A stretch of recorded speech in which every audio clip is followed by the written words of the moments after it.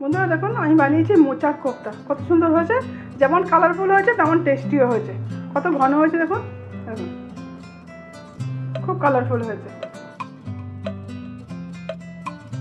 মোচা মোটামুটি সবাই খেতে ভালোবাসে, এভাবে একদিন আপনারা বানান, আসুন বানাই। নমস্কার বন্ধুরা, সুচিত্রা বাঙালি দিদিতে আপনাদের সবাইকে আমন্ত্রণ। আজকে আমি রান্না করবো মোচার কোফতা। এইটা আমি একটা মোচা দিয়ে চিংড়ি মাছ দিয়ে তো আমরা সবাই সবসময় রান্না করি, মোচার এমনি তরকারি করি। আজকে একটু অন্যরকম বানাবো, মোচা দিয়ে কোফতা বানাবো, কোফতা কারি। এবার আমি মোচাটাকে বেছে পরিষ্কার করে নিই। মোচাটাকে আমি বেছে নিয়েছি, ছোটো ছোটো করে বেছে কেটে নিয়েছি। এবার এটাকে আমি একটু নুন হলুদ দিয়ে ভাপ দিয়ে নেবো। নিলাম, এতে একটু নুন দেবো, হলুদ,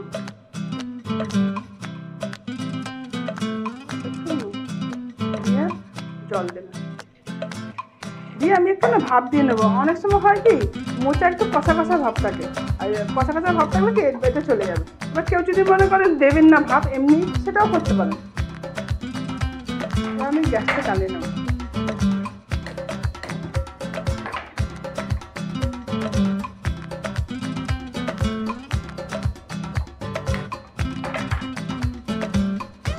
এটা 2 থেকে 3 মিনিট আমি টকবক করে ফোটাবো, তারপর এটাকে ছেঁকে নেব।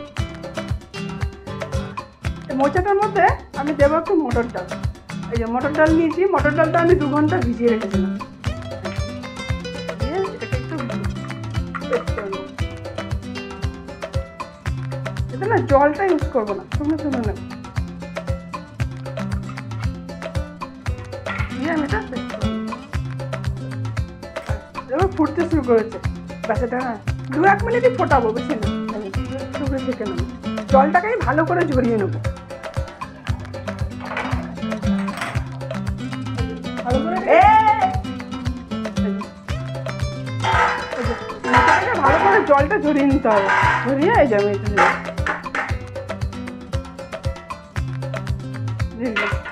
এতে দেবো আমি মটর ডালটা যে পেস্ট করেছি, এই মটর ডালটা।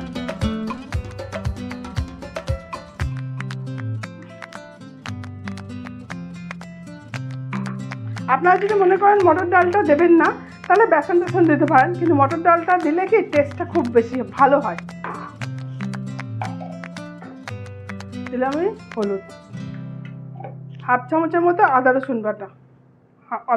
আপনারা যদি মনে করেন নিরামিষ করবেন, তাহলে রসুনটা স্কিপ করবেন।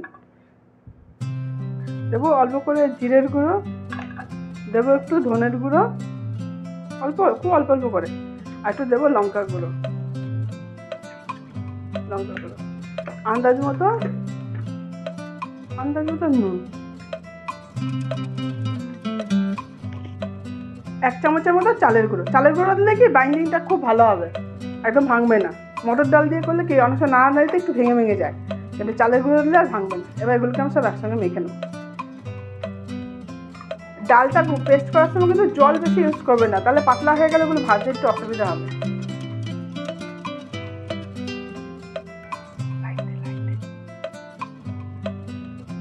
এবার এটাকে আমি গোল গোল করে নেব, খুব বেশি বড় করবো না, ছোটো ছোটো করে করবো যাতে ঝোলে ডুবে থাকে। এভাবে গোল গোল গোল গোল করে এভাবে আমি বানিয়ে নেব। আপনারা যদি মনে করেন বড় করবেন তো বড়ও করতে পারেন, কিন্তু আমার মনে ছোটোটা করলেই ভালো হয়। তেল বসিয়েছি, তেলটা মোটামুটি গরম হয়ে গেছে। এবার এগুলোকে মিডিয়াম ফ্লেমেতে কিন্তু এগুলোকে ভাজবো আমি, খুব বেশি হাই ফ্লেম দেবো না। দিয়ে আস্তে আস্তে করে এগুলো তুলে নেব।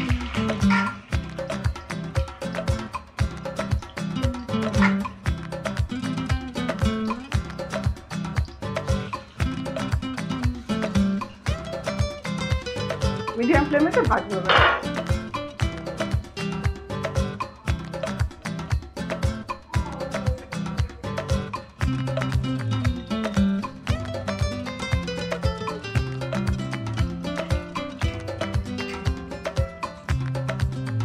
আস্তে আস্তে করে, খুব বেশি খোঁচা দিলে ভেঙে যাবে, আমার যেহেতু কাঁচা কাঁচা আছে তো।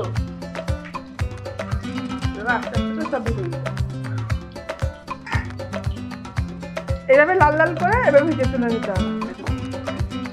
এগুলো কিন্তু খুব মচমচে হয়েছে, যেহেতু চালের গুঁড়ো দেওয়া আছে। এগুলোকে আমরা এমনিও খেয়ে নিতে পারি, এমনি মানে সন্ধ্যাবেলা চায়ের সঙ্গে, ইভিনিং স্ন্যাক্স হিসাবে।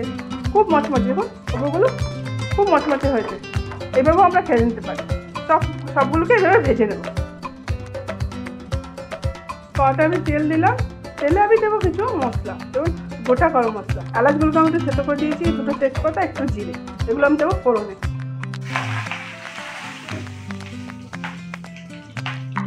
জিরেটা দিয়ে একটু ফুটতে শুরু করবে, দেবো পেঁয়াজ। বা কেউ যদি মনে করেন নিরামিষ করবেন, তাহলে পেঁয়াজ রসুনটা স্কিপ করবেন, বাকি যেমন রান্নার প্রসেস ওইটাই হবে। তো এটা ভাজা হোক।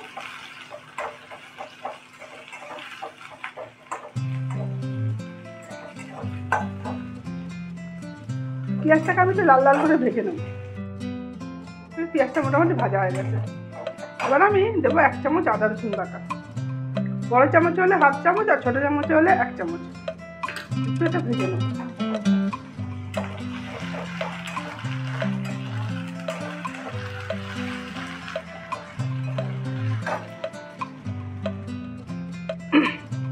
এবার এতে আমি ছোটো সাইজের 2টো টমেটো পেস্ট করে নিয়েছিলাম, দুটো পেস্ট। আপনারা ছোটো ছোটো করে কেটেও দিতে পারেন, না আমি পেস্ট করে নিয়েছি। পেস্ট করলে কি গ্রেভিটা ভালো হবে। এবার এটাকে ভাজবো যতক্ষণ না এর থেকে তেল বেরোচ্ছে। টমেটো থেকে তেল বেরোতে শুরু করে দেবো। এবার গ্যাসের ফ্লেমটা আমি একদম স্লো করবো, স্লো করে তারপর সব মশলাগুলো দিতে হবে। স্লো হয়ে গেল। এবার দেবো আমি এতে ছোটো চামচে 1 চামচ জিরে, আন্দাজ মতো হলুদ,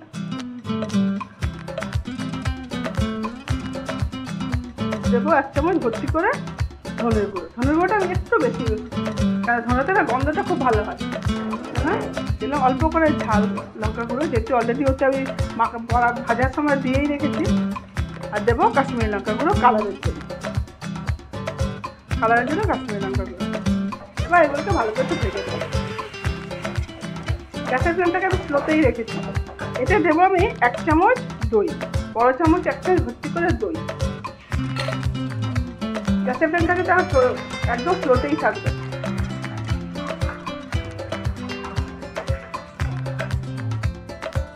দইটাকে না আপনারা একটু ফেটিয়ে দেবেন, আমি এমনি দিয়ে ফেলেছি। এবার একসঙ্গে সব মিশিয়ে দেবো। এতে অল্প করে জল, খুব অল্প করে জল দেবো, যাতে পেঁয়াজগুলো গলে যায়। গ্যাসের ফ্লেমটা আমি স্লোতেই রেখেছি। এবার একটু চাপা দিয়ে রাখবো, যাতে পেঁয়াজগুলো সব গলে যায়। এটাকে আমি একটু চাপা দিয়ে রাখবো।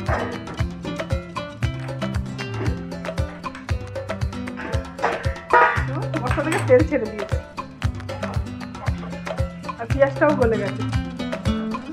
গ্রেভিটা কত ভালো হয়েছে। এবার এতে আমি দেবো 1/2 চামচের মতো চিনি, যেহেতু টমেটো দিয়েছি, দই দিয়েছি, টকটা এতে ব্যালেন্স হয়। মিষ্টি হবে না, কিন্তু খুব বেশি টকও লাগবে না। দিলাম 1/2 চামচ চিনি, দিলাম নুন দিতে ভুলে গেছি, আন্দাজ মতো নুন, কেন কোফতাগুলোতে অলরেডি নুন দিয়েছি, এটা বুঝে দেবে।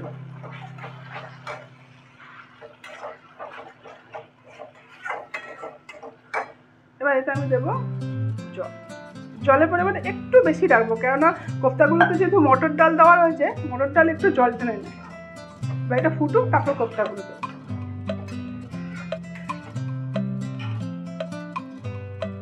ফুটতে শুরু করেছে। এবার আমি এই কোফতাগুলো আস্তে আস্তে দিয়ে দেবো। উপর থেকে একটু গরম মশলা দিয়ে দেবো, দিয়ে খুব বেশি কিন্তু ফোটাবো না, 2-4 মিনিটই ফোটাবো। কোফতা বেশি ফোটালে কি কোফতাগুলো ভেঙে যাওয়ার চান্স থাকে।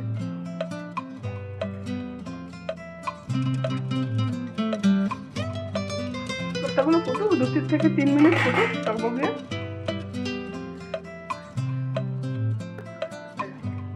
5 মিনিটের মতো ফুটেছে। একটু ঝোলটা থাকবে, কেন এই কোফতাগুলো না ঝোল টেনে নেবে। এবার গ্যাসের ফ্লেমটা আমি দিলাম বন্ধ করে দিলাম। এবার ওপর থেকে আমি দেবো 1 চামচ ঘি।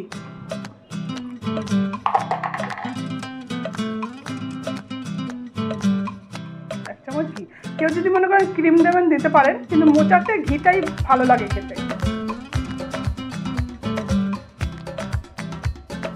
হয়ে গেল মোচার কোফতা। এবার একটু ঠান্ডা হোক, তারপর দেখাচ্ছি।